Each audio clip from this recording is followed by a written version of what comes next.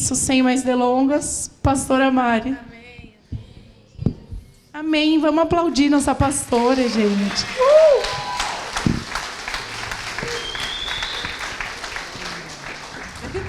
Você pode estender a sua mão para a gente orar por ela aqui nessa manhã?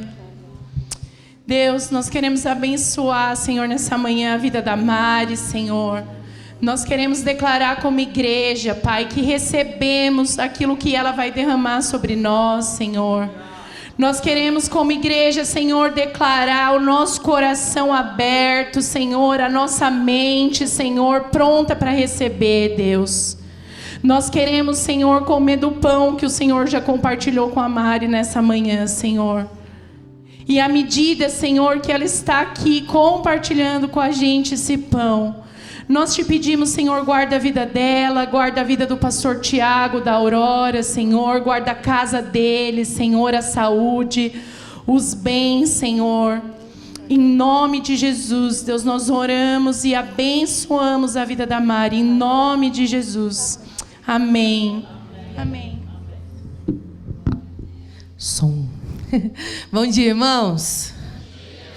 Tá tudo bem aí com você? Tá feliz nesse dia? Mais ou menos? Quem é feliz aqui com Jesus? Apesar da nossa situação talvez difícil. Você é feliz com Jesus?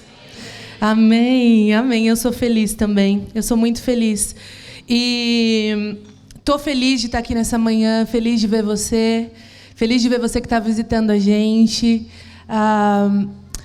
Quero aproveitar esse momento para também falar com você que está caminhando com a gente aqui há um tempo e ainda não é membro dessa casa, ainda não faz parte oficialmente dessa família, mas está caminhando aqui talvez 1 mês, 2 meses, 3 meses, tem entendido que é para ficar aqui com a gente.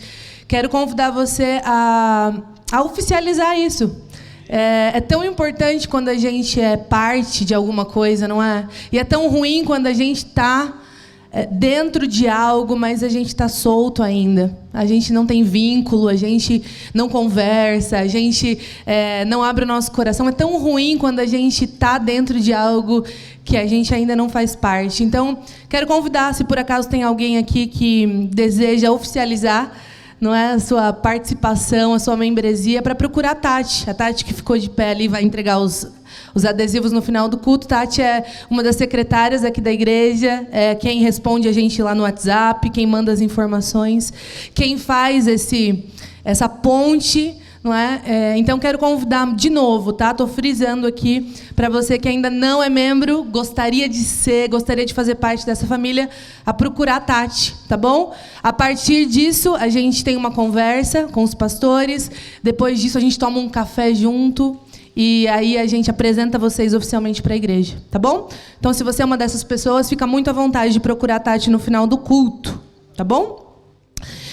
Mas vamos lá. Irmãos, a gente, como o Júnior falou aqui no começo, a gente está procurando frisar bastante a respeito disso. Nós estamos e entendemos de Deus que esse é um ano para a gente dar atenção para alguns temas que a gente considera muito importante para a nossa casa.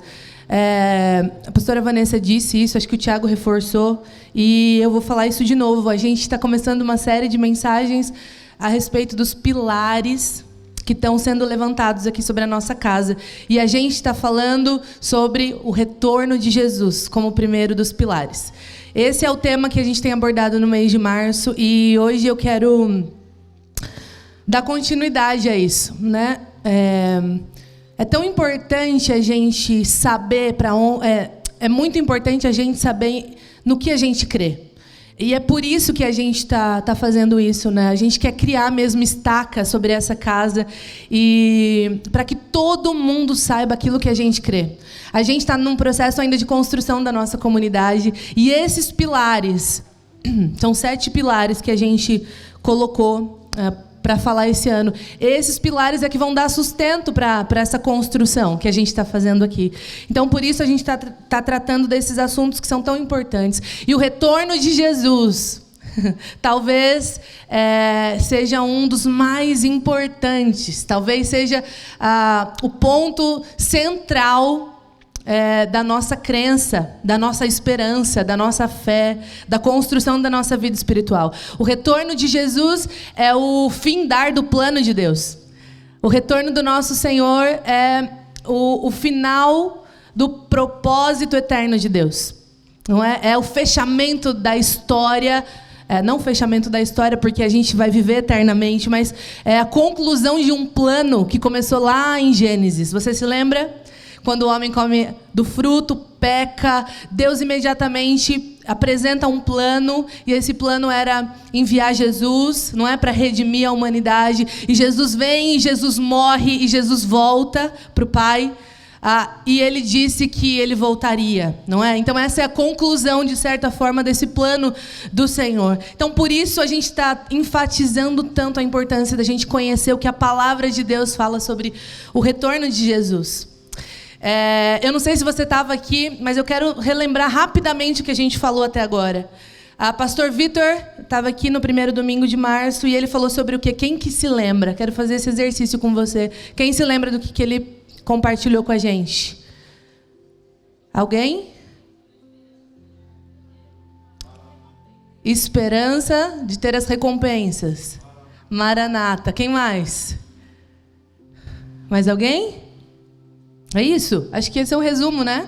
Eu coloquei aqui também, ele falou com a gente a respeito das recompensas eternas. Aquilo que nós vamos receber do Senhor depois de termos vivido uma vida para a glória dEle. Então, esse é um dos aspectos do retorno de Jesus. Todos nós vamos receber recompensas de acordo com a maneira que a gente viveu aqui para Ele, não é? Outra coisa que a gente ouviu aqui também da pastora Vanessa. Quem se lembra o que a pastora pregou? Sobre que assunto? Mãe Yolanda? A volta de Jesus, sim. Mas que aspecto exatamente? Alguém se lembra? Não! Cadê o caderno, o iPhone, o negócio de vocês precisarem anotarem? A pastora Vanessa falou sobre a ressurreição, vocês se lembram? Ela traçou um plano lá. E no final das coisas, ela falou sobre a realidade da ressurreição, que é a morte foi vencida de uma vez, a morte vai ser vencida de uma vez por todas naquele dia, e nós vamos ressuscitar. Aqueles que estiveram mortos, é óbvio, né?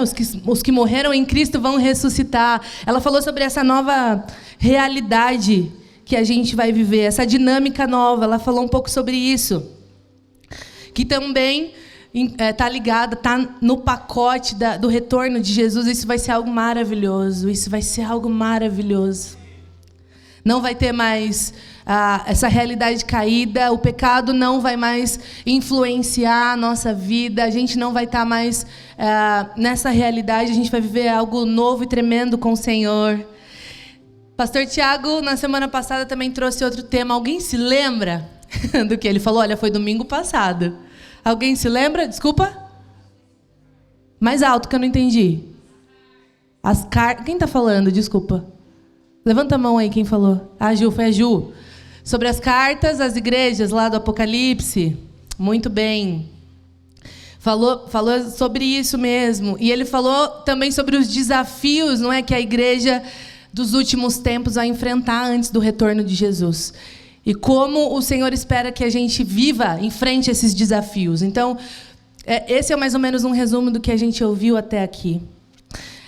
Mas antes de entrar, meus irmãos, no que eu quero compartilhar, eu gostaria de reforçar essa realidade. Isso que a gente está ouvindo aqui, cada ministração que a gente está fazendo, todo o estudo e tudo que a gente tem falado sobre o retorno de Jesus é muito mais que uma história. Não sei se você entrou aqui nessa manhã pela primeira vez, mas essa é uma realidade. Isso precisa ficar cada vez mais claro no nosso coração. Não é uma história que simplesmente está escrita em um livro. Não é uma história que um dia alguém contou para criar esperança na gente. Não é. Isso de fato vai acontecer. O nosso Senhor vai voltar, como eu disse, o plano de Deus vai se concretizar. O nosso Senhor vai retornar. E Ele vai retornar, como diz a palavra, para governar toda a terra. para governar todas as nações. Imaginem, todas as nações, todos os presidentes dos países, todo tipo de autoridade recorrendo ao Senhor, se submetendo ao governo de Jesus. Isso vai acontecer. Essa é uma verdade. E essa precisa ser a nossa esperança. A gente precisa lidar com esse assunto com essa perspectiva. Isso é verdade, isso é real. Eu creio nisso de todo o coração. Nós nos reunimos aqui para incendiar o nosso coração, para ativar a nossa fé e a nossa esperança a respeito do retorno de Jesus. Esse é um assunto que não pode ser esquecido e não pode ser secundário na nossa vida. Esse é o assunto, essa é a mensagem que a gente precisa diariamente regar dentro do nosso coração. A gente não pode se esquecer disso. O nosso Senhor voltará e nós nascemos para esse dia. Nós cantamos isso, não é? Nós nascemos para esse dia, para definitivamente viver com Ele eternamente. Essa é a realidade. Essa é a nossa realidade, a nossa esperança. Mas crer nisso, meus irmãos, crer que Jesus vai retornar no futuro, porque nós não sabemos quando exatamente, o dia e nem a hora. A palavra de Deus diz, nós não sabemos o dia nem a hora, só o Pai sabe, nem mesmo Jesus sabe. E isso é louco de imaginar, mas somente o Pai sabe. E crer que Ele vai retornar no futuro, no dia que Ele já escolheu, que o Pai escolheu, precisa moldar a nossa vida no presente. Eu vou repetir, é sobre isso que eu quero falar. Crer que Jesus vai retornar no futuro precisa moldar o nosso estilo de vida, o tipo de vida que a gente vive hoje, no presente. E para isso eu quero ir com você já lá para o texto que a gente vai ler, vai pensar junto, que é 2 Pedro, capítulo 3. Se você puder abrir, você que trouxe a Bíblia de papel, ou no celular. 2 Pedro, capítulo 3, a partir do versículo 1. A gente vai ler primeiro até o versículo 11. Crer que Jesus vai retornar futuramente precisa moldar o nosso estilo de vida hoje. Amém? Podemos ler? 2 Pedro 3. Amados, esta é a minha segunda carta a vocês. E em ambas procurei refrescar a sua memória e incentivá-los a pensar com clareza. Quero que se lembrem do que disseram os santos profetas muito tempo atrás e do que ordenou o nosso Senhor e Salvador por meio dos apóstolos que lhes enviou. Uma pausa aqui, rapidamente, irmãos. Pedro está escrevendo aqui para uma igreja que muito provavelmente estava sendo atacada por um falso ensino. Um falso ensino a respeito do retorno de Jesus, inclusive. É sobre isso que ele está falando. Então, ele começa esse capítulo da carta, esse pedaço da carta dizendo: olha, eu quero lembrar vocês, como eu disse para vocês, eu quero lembrar vocês, não se esqueçam disso, se lembrem do que os profetas disseram, se lembrem do que algumas versões vai falar sobre os apóstolos compartilharam, se lembrem do que foi ensinado para vocês, por meio dos homens que andaram com Jesus, que ouviram da boca dele que ele iria retornar. Então, muito provavelmente, a realidade dessa igreja aqui, para a qual o Pedro estava escrevendo, era essa. Existiam homens pregando, falando, compartilhando um falso ensino, inclusive dizendo que Jesus não voltaria, de que as coisas ficariam como estavam. E eu acho que isso é uma coisa que a gente precisa parar para pensar, e essa mensagem é para nós também, como eu disse. Se lembrem, não se esqueçam, essa é uma verdade que vai acontecer. Isso vai acontecer. Isso está escrito no livro do Senhor, na Bíblia, na palavra de Deus, e isso de fato vai acontecer. Nós não podemos esquecer. Versículo 3: acima de tudo, eu quero alertá-los de que nos últimos dias, olha aqui, nos últimos dias surgirão escarnecedores que zombarão da verdade e seguirão os próprios desejos, dizendo: o que houve com a promessa de que ele voltaria? Desde antes do tempo dos nossos antepassados, tudo parece igual, como desde a criação do mundo. Eles esqueceram deliberadamente que Deus, por sua palavra, há muito tempo, criou os céus e a terra seca, criou os céus e a terra seca, que fez surgir em meio às águas. Depois, com água, destruiu todo o mundo antigo no dilúvio. Pela mesma palavra, os céus e a terra que agora existem foram reservados para o fogo e estão guardados para o dia do julgamento, quando todos os perversos serão destruídos. Logo, amados, não se esqueçam disto. Para o Senhor, um dia é como 1000 anos, e 1000 anos como um dia. Na verdade, o Senhor não demora em cumprir a sua promessa, como pensam alguns. Pelo contrário, Ele é paciente por causa de vocês. Não deseja que ninguém seja destruído, mas que todos se arrependam. Contudo, o dia do Senhor virá como um ladrão. Os céus desaparecerão com terrível estrondo, e até os elementos serão consumidos pelo fogo, e a terra e tudo que nela há serão expostos. Olha que panorama que Pedro está dando aqui, de fato trazendo a realidade para aqueles irmãos, não é? Olha, isso vai acontecer. Tem homens entre vocês dizendo que Jesus está demorando. Onde está essa promessa? Onde está? Onde ele está que ele ainda não voltou? Está demorando. Ele se esqueceu. e Pedro vem descrevendo: olha, não, isso não é verdade. O Senhor não demora. Ele tem um dia exato para voltar. Ele não voltou ainda porque Ele tem paciência com vocês. Porque Ele deseja que todos se salvem, como a gente leu. Versículo 11, esse é o ponto-chave para a gente falar um pouquinho aqui. Visto, portanto, que tudo ao redor será destruído, que tipo de vida vocês devem viver? Visto que tudo será destruído dessa forma, que tipo de pessoas é necessário que vocês sejam? E é sobre isso que eu quero falar nessa manhã. É sobre isso. Porque existe um tipo de vida que a gente precisa viver. Existe um tipo de pessoa que a gente precisa ir se tornando até aquele dia. A nossa espera pelo Senhor, a nossa espera por aquele dia não pode ser uma espera passiva, irmãos. Eu aceitei a Jesus e agora eu não preciso fazer mais nada.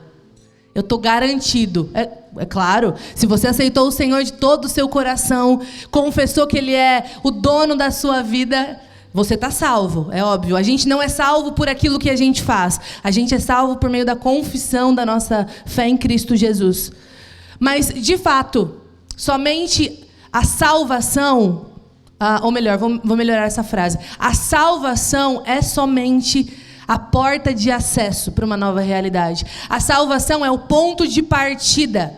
A salvação não é o ponto de chegada. A salvação, quando nós dissemos sim para o Senhor, ela é um ponto de partida para uma nova vida que o Senhor nos chama para ser vivida. E essa é uma realidade que precisa estar fresca na nossa cabeça.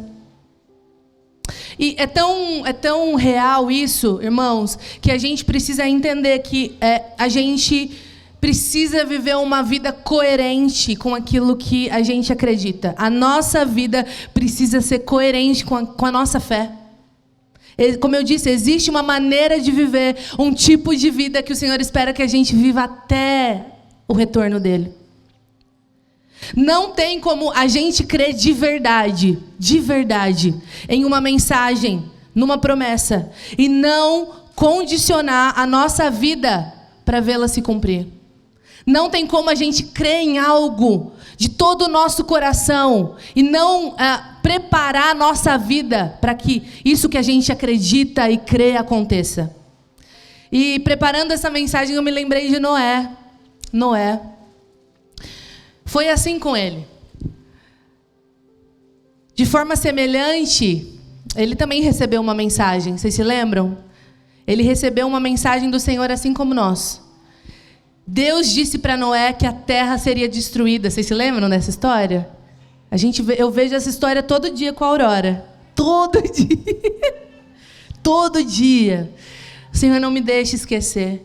Deus disse para esse homem, Deus encontra Noé, não é? Deus encontra ele como um homem justo, como um amigo.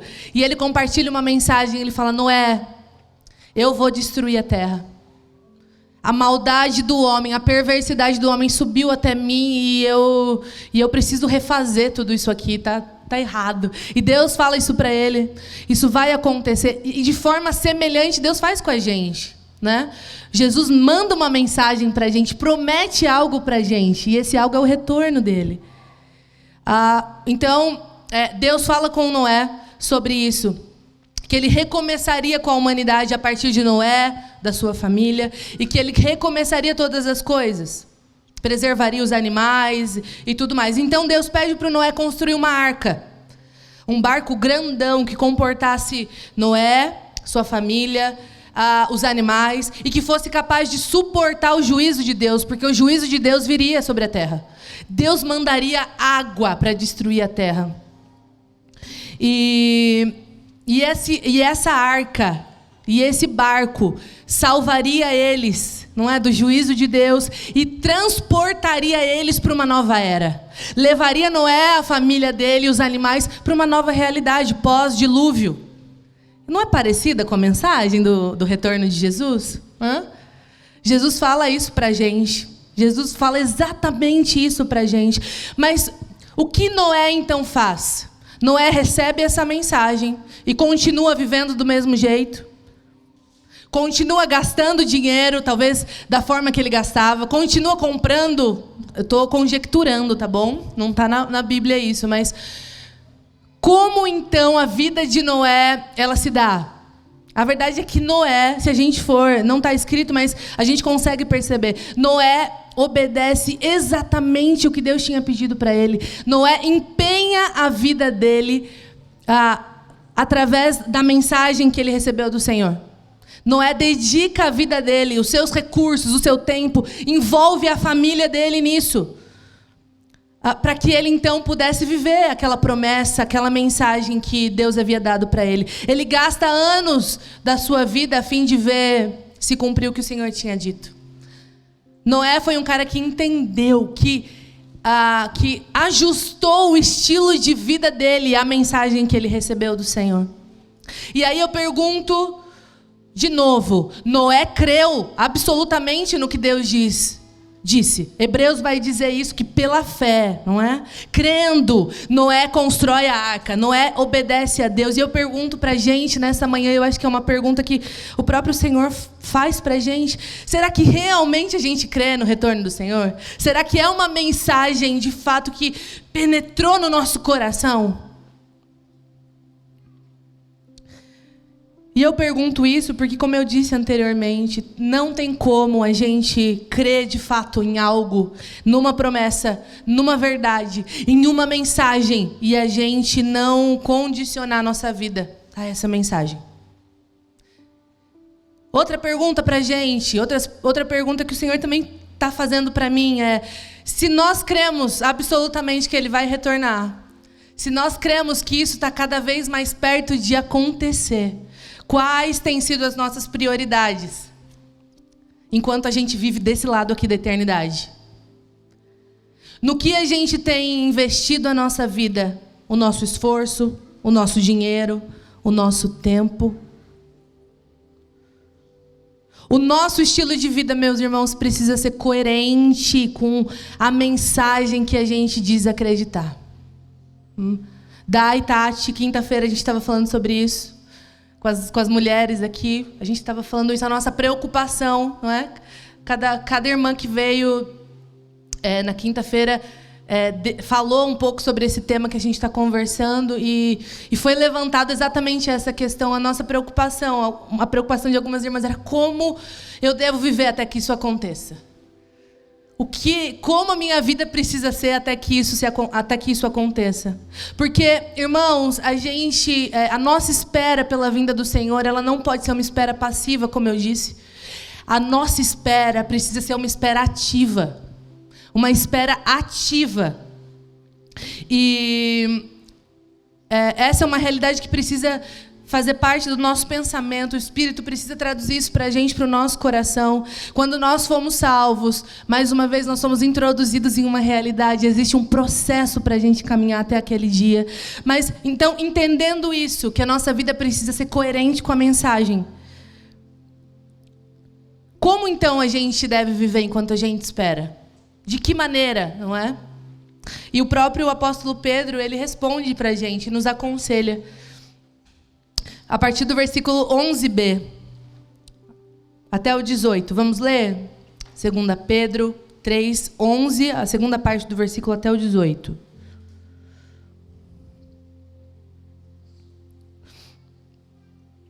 Vivam de maneira santa e piedosa, esperando o dia de Deus e apressando a sua vinda. Naquele dia, os céus serão desfeitos pelo fogo e os elementos se derreterão pelo calor. Mas, de acordo com a sua promessa, esperamos novos céus e nova terra, onde habita a justiça. Portanto, amados, enquanto esperam essas coisas, empenhem-se para que Deus os encontre imaculados, inculpáveis e em paz com Ele. Tenham em mente que a paciência do nosso Senhor significa salvação, como também o nosso amado irmão Paulo escreveu a vocês, com a sabedoria que Deus lhe deu. Ele escreve da mesma forma em todas as suas cartas, falando nelas desses assuntos. As suas cartas contêm algumas coisas difíceis de entender, as quais os ignorantes e instáveis guardem-se para que não sejam levados pelo erro dos que não têm princípios morais, nem percam a firmeza e caiam. Cresçam, porém, na graça e no conhecimento do nosso Senhor e Salvador, Jesus Cristo. A Ele seja glória para sempre. Amém e amém. Nós entendemos, então, que precisamos adequar o nosso estilo de vida à mensagem que a gente acredita. Tudo bem até aqui? Tudo certo? Então, como a gente deve viver? O apóstolo Pedro, ele nos aconselha. Eu queria trazer três coisas que ele falou aqui no seu texto para incentivar você, encorajar você a ajustar o seu estilo de vida. A primeira coisa que o apóstolo Pedro fala é: vivam de maneira santa, vivam em santidade. Crer na mensagem do retorno de Jesus, meus irmãos, nos motiva e nos encoraja a um estilo de vida santo diante de Deus e das pessoas. E aqui existe um ponto muito, muito importante, que é: a gente não decide viver de forma santa. O que é viver de forma santa, né? Antes de tudo, o que é viver de forma santa? Santidade, a palavra santo, ela é traduzida como separação, como estar separado, né? Algo que está à parte. Quando a gente diz que o nosso Deus é santo, é exatamente isso que a gente está falando. Ele está muito além de qualquer coisa que existe. Ele está separado do pecado, dessa realidade. Ele está, só Ele é assim. Ele é incomum. Ele é diferenciado de qualquer realidade. Quando o apóstolo está dizendo para a gente: vivam de maneira santa, ele está dizendo isso. Santidade é estar separado, é ter uma decisão de, muitas vezes, não só dizer não para muitas coisas, mas de dizer sim para outras coisas, tá bom? Então isso é santidade. Mas existe um ponto aqui que eu estava pensando, que é: a gente não decide viver de forma santa e separada por medo do Senhor. Quando a gente é incentivado pela palavra ou por um líder nosso, quando a gente é encorajado a viver para o Senhor de maneira santa, a motivação por trás disso não pode ser medo. Porque algo vai me acontecer se eu não estiver... Por muito tempo eu acho que a gente ouviu isso. Irmãos nossos aterrorizados. E por isso vivendo uma vida, inclusive, ignorante em muitos aspectos, né, a respeito da santidade. Então, o que move o nosso coração há uma busca pela santidade, uma busca por um posicionamento diante de coisas erradas, há uma busca por separação de uma realidade de pecado. Não pode ser o medo, irmãos. Não pode ser. A motivação não pode ser essa, não é? Ou a nossa motivação também não pode ser medo de perder a salvação. Eu não faço isso porque se Jesus vier, ele me pegar, eu não vou ser salvo. Eu não vou com ele, não é? A motivação por detrás da nossa santidade não pode ser o medo de perder a salvação. Pelo contrário, porque hoje nós já somos salvos, porque hoje nós já recebemos tudo que nós precisávamos, aí é por isso que nós vivemos em santidade. Não vivemos em santidade para receber uma recompensa. Não vivemos em santidade por medo da gente não ser salvo. A gente vive separados para o Senhor, porque a gente entende hoje que a gente não pertence mais a uma realidade caída. A gente diz não para o pecado, não por medo que Deus nos condene, não por medo de que Deus nos afaste da presença dEle. A gente diz não para o pecado, porque hoje a gente entende que a gente não é mais dominado por essa realidade. Hoje eu e você podemos dizer não para uma tentação, nós podemos dizer não para um pecado que nos rodeia, porque o que nós encontramos é muito maior do que o poder dele. Então a nossa vida de santidade precisa ter isso como motivação, porque eu espero aquele dia, porque o Senhor me tirou de uma realidade de caída, de pecado. Por isso, então, eu digo sim para o Senhor. Por isso, eu me separo de uma realidade de pecado. Então, isso precisa ficar claro para a gente. E como eu disse, a nossa salvação, ela é só o ponto de partida e não o nosso destino final. É óbvio, lá seremos completamente salvos, mas a obra de Cristo na cruz já nos salvou, já nos faz salvos se nós reconhecemos. Então eu não preciso, eu não deixo, ou melhor, eu não me torno santo para ser salvo. Isso é muito importante. É porque já fomos aceitos e salvos por meio da graça, que a gente permite que o Espírito Santo nos guie a um caminho de transformação interior. Santificação é esse processo que a gente vai viver até o retorno do Senhor. É o processo também de permitir que o Espírito Santo vá mudando os nossos desejos, vá mudando o nosso caráter, vá transformando a gente à imagem de Jesus. Então, essa é a expectativa do Senhor para nós, que a gente viva em santidade. Não por medo, mais uma vez, não por medo de uma condenação do Senhor, mas porque nós fazemos isso por amor, mais uma vez, porque encontramos o que a satisfação terrena nenhuma pode nos dar. E nós estamos falando sobre o fruto do Espírito, no caso, e é justamente esse o processo que o Senhor deseja nos inserir. Deseja fazer com que a gente frutifique para a glória dEle até o seu retorno. E o Espírito Santo é o nosso parceiro nesse processo. A expectativa do Senhor para nós é que a gente permita que o Espírito Santo vá nos transformando até aquele dia. Foi para a santidade que nós fomos chamados. Foi para essa realidade que o Senhor nos chamou. É assim que nós somos encorajados a viver até o retorno do Senhor em santidade. A segunda característica que o apóstolo Pedro também coloca aqui para a gente é a piedade. Ele diz: vivam de maneira santa e piedosa.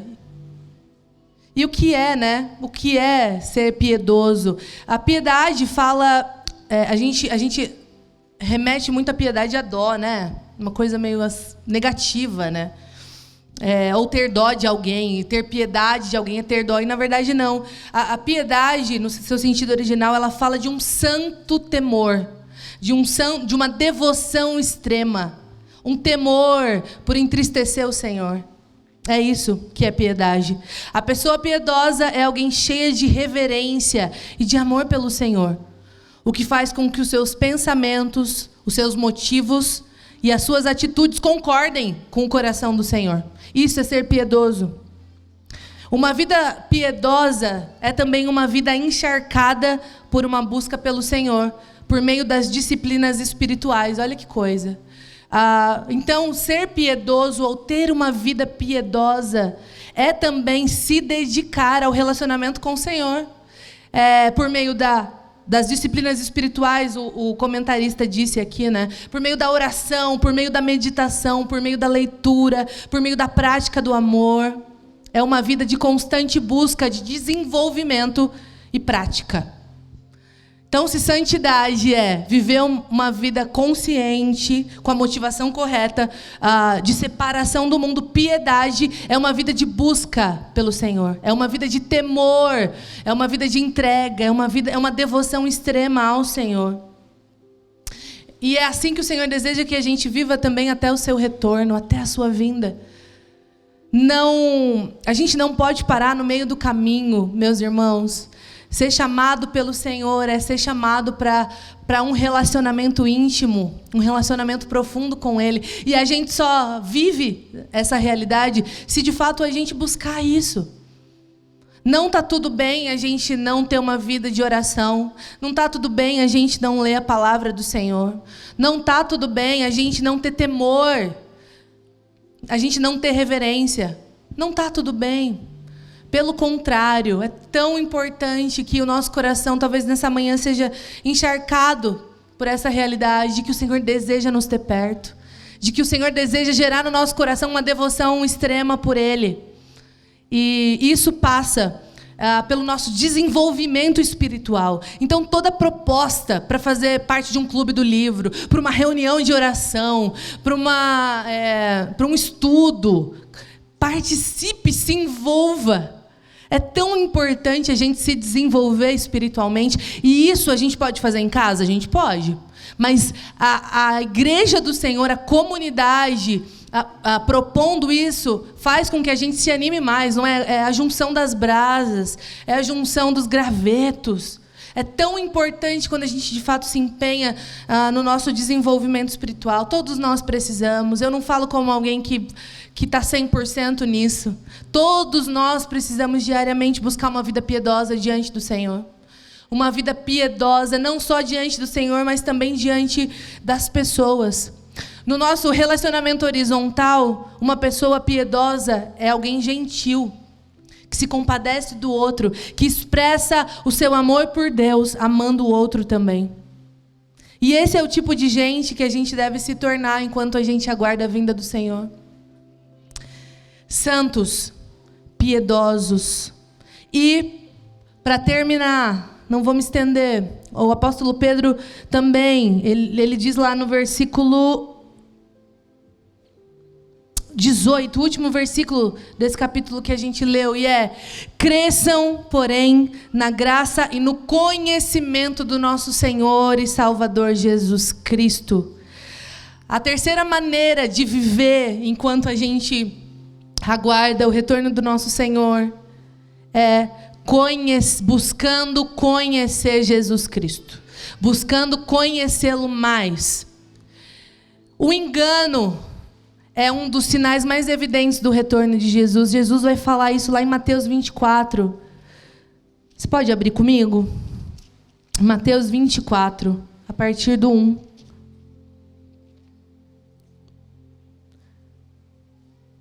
Olha só, quando Jesus saía da área do templo, os seus discípulos lhe chamaram a atenção para as diversas construções do edifício. Ele, porém, disse: estão vendo todas essas construções? Eu lhes digo a verdade, elas serão completamente demolidas. Não estará pedra sobre pedra. Mais tarde, versículo 3, Jesus sentou-se no Monte das Oliveiras. Seus discípulos vieram até ele em particular e perguntaram: diga-nos, mestre, quando tudo isso vai acontecer? Que sinal indicará sua volta e o fim dos tempos? Olha só, Jesus respondeu: não deixem que ninguém os engane, pois muitos virão em meu nome dizendo: eu sou o Cristo, e enganarão muitos. Vocês ouviram falar de guerras e ameaças de guerras, mas não entrem em pânico. Sim, é necessário que essas coisas ocorram, mas ainda não será o fim. Uma nação guerreará contra outra e um reino contra outro. Haverá fome e terremoto em várias partes do mundo. Tudo isso, porém, será apenas o começo das dores. Vocês serão presos, perseguidos e mortos por minha causa. Serão odiados em todo o mundo. Muitos se afastarão de mim e me trairão e odiarão uns aos outros.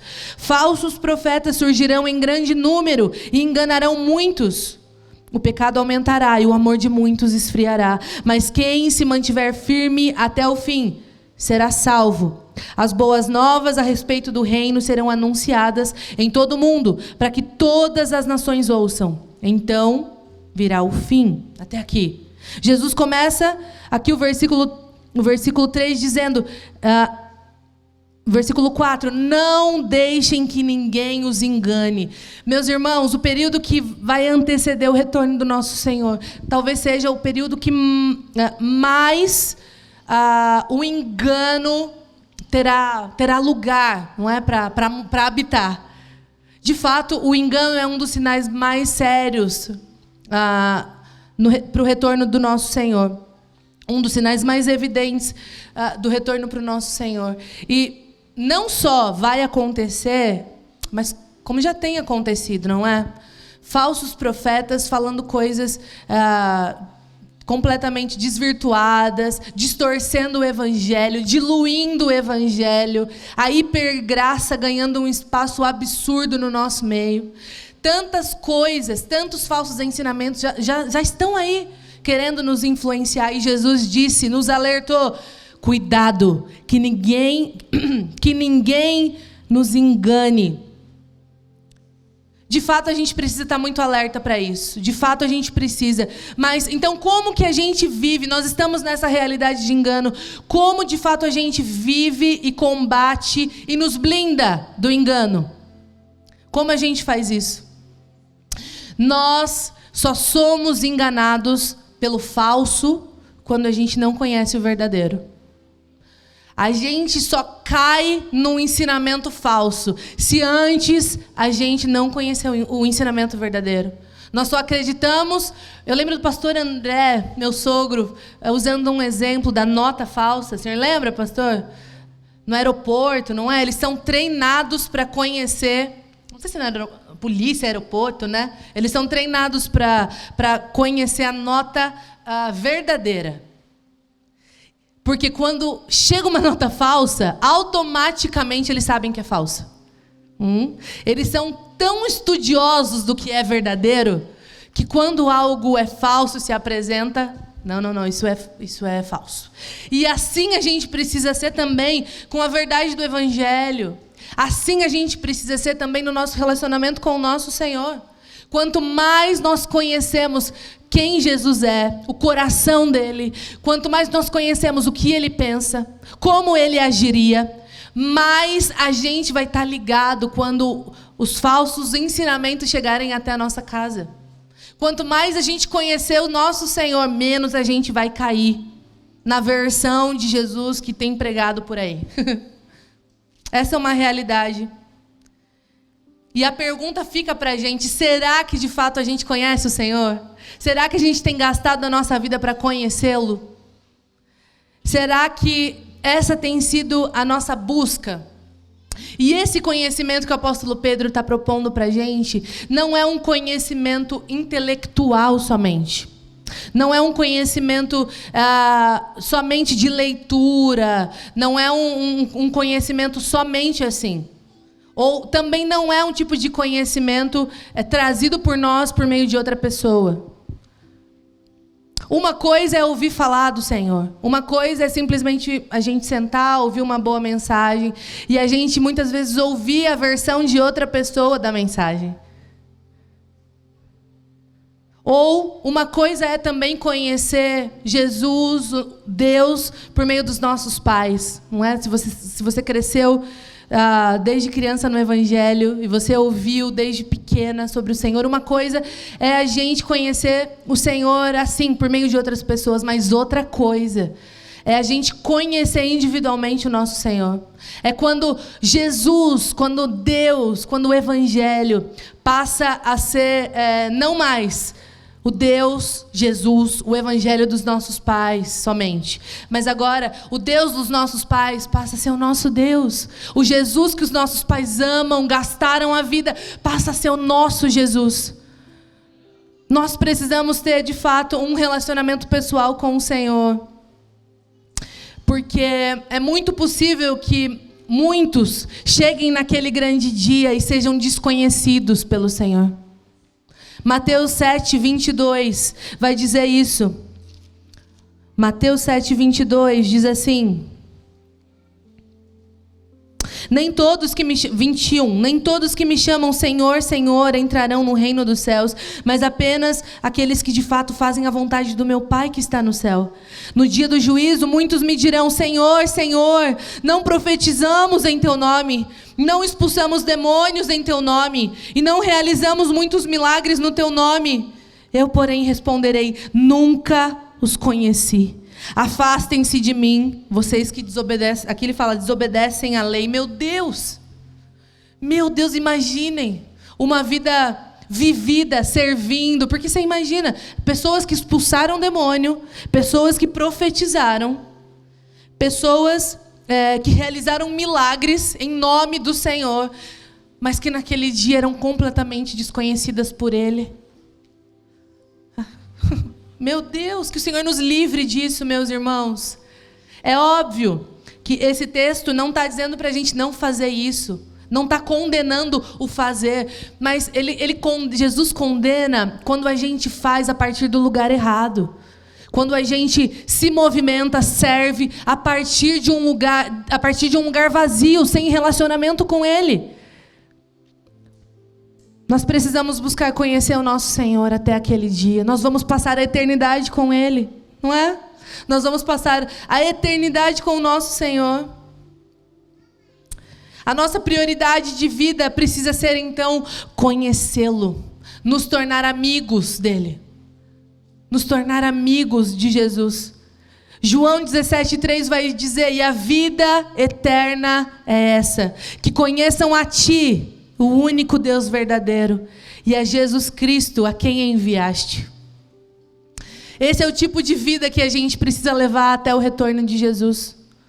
Nós precisamos crer de fato precisamos crer nessa mensagem e alinhar a nossa vida a essa realidade. Esse é o convite do Senhor para nós nessa manhã.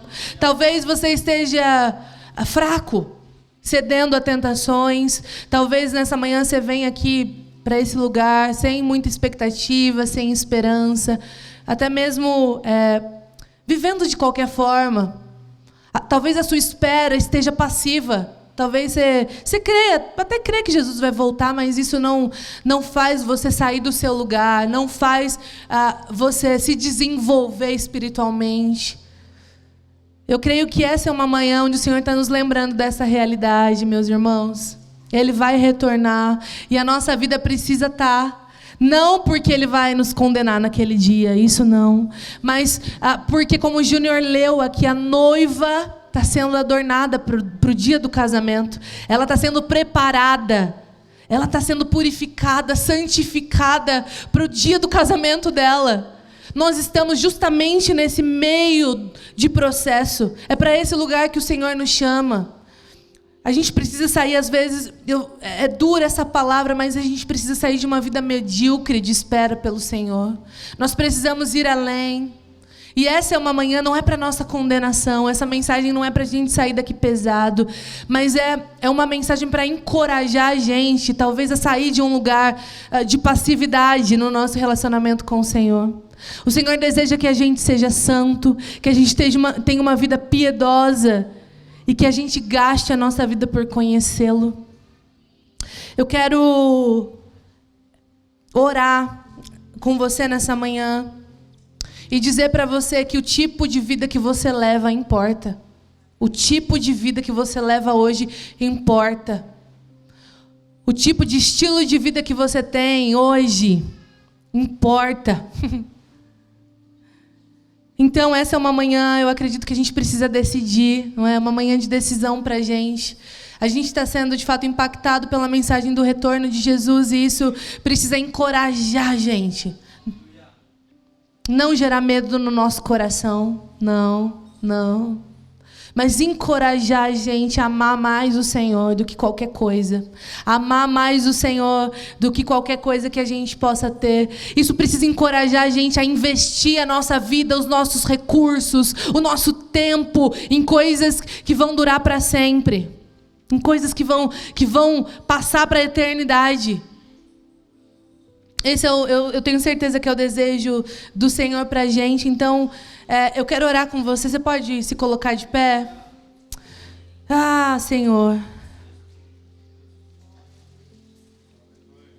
É uma manhã de decisão. Eu sei que talvez você, como eu disse, assim como eu, fraqueja ainda. Eu sei que a nossa fé ainda ela é pequena. E essa é uma manhã onde a gente pode orar e pedir para o Senhor: Deus, aumenta a nossa fé, nos dá um desejo maior de viver para o Senhor. Não vamos esperar até aquele dia, não. A gente pode hoje decidir por uma vida santa, separada, uma vida intencional, uma vida piedosa, uma vida de desenvolvimento espiritual, uma vida caridosa, gentil, uma vida que ama. Hoje nós podemos escolher conhecer o Senhor Jesus. Se você tem tido algum tipo de dificuldade aí na sua caminhada, tem desanimado, mesmo diante de palavras como essa, eu quero convidar você a colocar a mão no seu coração. Se você tem sentido que precisa, de fato, de um encorajamento do Espírito Santo, essa é uma manhã onde isso pode acontecer. Coloca a mão aí no seu coração se você deseja isso. Nós todos precisamos, eu acho, todos nós precisamos de um encorajamento para dizer não para o pecado. Um encorajamento para nos mantermos firmes. Quero orar com você, meu irmão, minha irmã. Se você pode, também fale com o Senhor sobre isso. Senhor, nessa manhã nós estamos aqui, completamente rendidos diante da Tua palavra.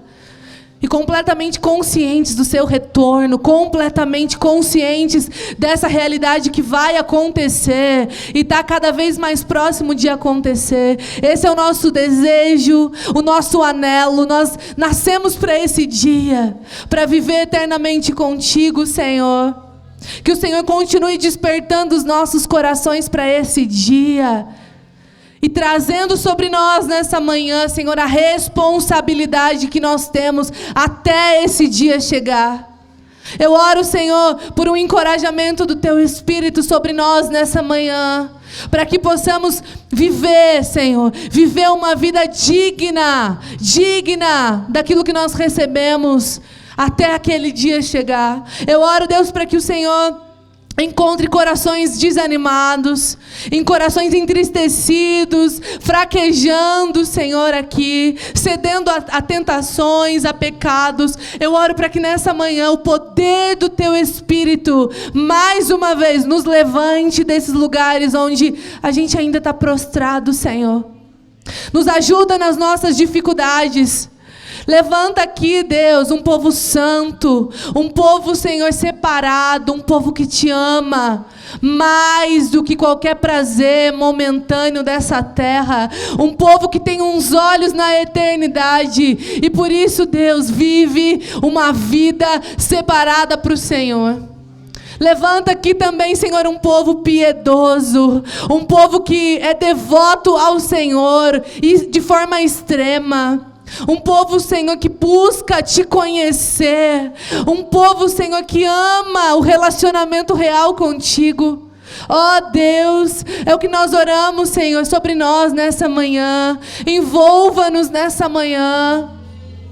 Que o Teu Espírito nos leve, Senhor. Nos leve encorajados para a nossa casa, para a nossa semana. Ó Deus, para esse estilo de vida que o Senhor nos chama para viver.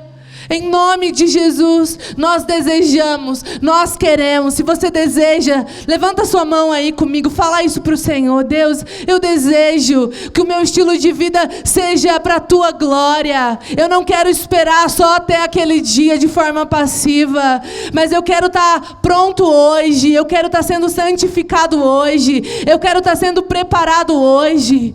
Ó Deus, é a nossa oração. É a nossa oração nessa manhã, em nome de Jesus. Se você pode, dá a mão para a pessoa que está do seu lado, coloca a mão no ombro dela com todo carinho, ora por ela nesse momento. Vamos nos fortalecer uns aos outros nessa manhã. Mas ora mesmo, meu irmão, ora por esse irmão que está do seu lado. Ora, abençoa ele. Nós oramos, Senhor, pela Tua igreja, para que o Senhor venha sobre nós com um santo temor, com um santo temor daquele dia. Venha sobre nós, venha sobre nós, vem sobre nós, Senhor, vem sobre os nossos hábitos, sobre as nossas motivações, sobre pensamentos aqui. Ó Deus, nós oramos uns pelos outros aqui, nos fortalecemos uns aos outros, nos encorajamos, ainda mais porque aquele dia está chegando. Ó Deus, fortalece a tua igreja a uma vida coerente com a mensagem que prega, coerente com a mensagem que anuncia, coerente com a mensagem que acredita. É a nossa oração.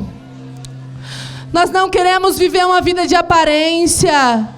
Maranata não pode ser um discurso só dos nossos lábios. Precisa formar o nosso caráter, o nosso coração, o nosso presente. Nós oramos uns pelos outros, para que o teu amor nos encoraje, para que a tua graça nos capacite a viver assim, Senhor, até o seu retorno, é o nosso desejo.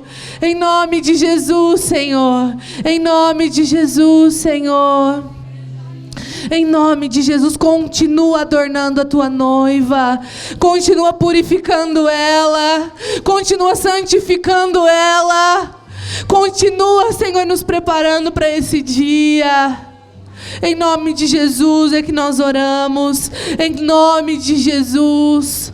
Amém, amém, amém, amém. Se você recebe e acredita nisso, você pode aplaudir comigo ao Senhor. E Maranata, ora vem, Senhor Jesus. Maranata, Maranata, ora vem, Senhor. Amém, amém. Pode? Amém. Que o Senhor te abençoe nessa semana. Que o Senhor te faça lembrar, que você seja, de fato, cada vez mais alguém santo, piedoso e conhecedor de Jesus Cristo. Que o Senhor te abençoe para essa semana, em nome de Jesus. Amém. Deus abençoe, irmãos.